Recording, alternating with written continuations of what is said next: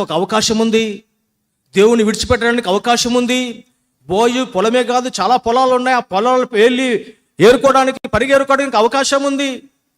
తను తిరిగి పెళ్లి చేసుకోవడానికి అవకాశం ఉంది. పరాయి దేశం అది. ముగ్గురు మగదిక్కు లేరు, మామ లేడు, బావ లేడు, భర్త లేడు.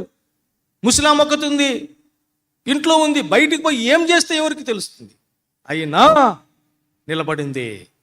మునుపటి ప్రవర్తన కంటే వెనుకటి ప్రవర్తన భేష్ అన్నాడు. ఏంటి మునుపటి ప్రవర్తన? మామ ముందు, బావ ముందు, భర్త ముందు బ్రతికిన ప్రవర్తన కంటే ఇప్పుడు ముగ్గురు పోయినారు. పరాయి దేశంలో ఉంది. పాపం చేస్తే పట్టుకునేవాడు లేదు, అవకాశం ఉంది. చెడు నడతలు, యవనస్తులను వెంబడింపక. నా జనులంతా నిన్ను చూసినారంటాడు బోయజ్. నా జనులంతా నిన్ను చూసినాడు తల్లి. నువ్వు యవనస్తుని వెంబడికి ఒక ప్రవర్తన కాపాడుకున్నావు, నువ్వు నిలబడ్డావు. భేష్.